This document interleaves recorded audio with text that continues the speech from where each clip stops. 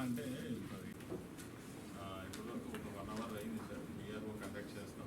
అతనికి అన్ని ఐడియా ఉంది. అతనికి అన్ని ఫోనింగ్ అంటున్నారు. మాకు ఇచ్చినటువంటి వాటర్ ట్యాక్స్ కూడా ఇన్సఫిషియెంట్ గా ఉంది. మాకు వర్క్స్ ఎక్కువ ఇచ్చారు కాబట్టి సో దాని ఎందుకు వై ఇస్ నాట్ అది మన జ్యూరిడిక్షన్ కాదు సార్. జ్యూరిడిక్షన్ తెయ్యమని కాలువ ఒకవేళ పై సాల్వ్ కావాల్సినవి అక్కడికి ఎస్కలేట్ చేయాల్సినవి సపరేట్ చేయాలి. ఇవి ఉంటాయి. సో మళ్ళీ ఎన్ని రోజుల్లో కలుద్దాం అంటే మనం కలిసినప్పుడు లోకల్గా ఇప్పుడు మనం డిఈలు ఈలకి ఇచ్చినటువంటివి రెవెన్యూ డిపార్ట్మెంట్కు ఇస్తున్నవి సాల్వ్ అయినాయా లేదా కనుక్కోవడానికి ఉన్నాయో పెద్ద ఆయన అడిగినటువంటి దానికి నీళ్లు వెళ్ళడం కానీ, ఇంకో పెద్ద ఆయన అడిగినటువంటిది దాని వెంటనే సైజు తగ్గించుకోవడం కానీ, ఇంకో ఆయన అడిగినటువంటి వర్క్స్ 3 lakhs అవి అక్కడ ప్రాపర్గా జరగడం కానీ, తర్వాత ఈ టర్మినేట్ చేసేటువంటిది అది ఈ లెవెలే కదా అది టర్మినేట్ చేసేది.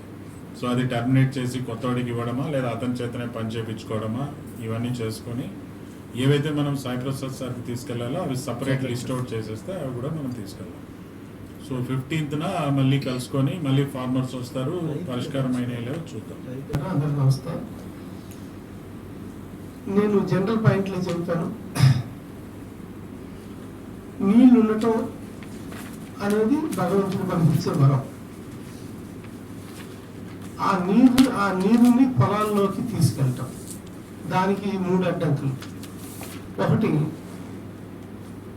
గత ప్రభుత్వంలో ఎన్నో సంవత్సరాల నుంచి కాలువలు తవ్వనందువల్ల అది ఇప్పుడు మనం చేయాలి. ఆ కాలువ, ఈ కాలువ, పిల్ల కాలువ, చిన్న కాలువ, పెద్ద కాలువ, ఏంటి ఆఖరికి రవీంద్రపాడు కాలువతో సహా అన్ని కాలువలు తబల గత 5 years నుంచి ఇప్పుడు అన్ని కాలువలు పటిష్టమైన వర్క్ చేయాలి. నెంబర్ 1. ఆ వర్క్ చేసేటప్పుడు గట్లు పటిష్టంగా చేసుకోవాలి.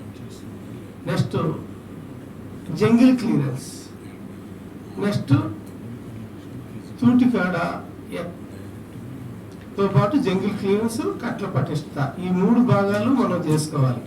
అది డ్రైనేజీ చేసుకోవాలి, పంట కాలువ చేసుకోవాలి. కొన్ని చోట్ల పంట కాలువలే నీళ్ళు వస్తాయి. ఏదైనా గట్టిగా వర్షాలు కురిస్తే డ్రైనేజీల్లో నుంచి మళ్ళీ నీళ్ళు వెళ్లకుండా ఆగిపోయే పరిస్థితి. అసలు నీళ్లు పైన నీళ్ళు ఉంటాయి, కిందేమో ఎండిపోయి ఉంటాయి చివర. ఈ పరిస్థితి కారణం ఏంటంటే కాలువలు, డ్రైనేజీ ఈ కాలువలో కాకుండా అన్నీ తవ్వాలి. ఇది ఇటు నీటిపారుదల శాఖ మరియు నీటి సంఘాలు ఎటు వస్తున్నాయి అనేది మనకు తెలుస్తున్నది. కాబట్టి 2 కోఆర్డినేషన్స్తో రాబోయే రోజుల్లో నెక్స్ట్ కలెక్టర్ గారి ఆధ్వర్యంలో అక్టోబర్ 15 తర్వాత మీటింగ్ అనౌన్స్ చేస్తారు. ఇరిగేషను అండ్ డ్రైనేజ్ డిపార్ట్మెంటు ప్రతి నియోజకవర్గంలో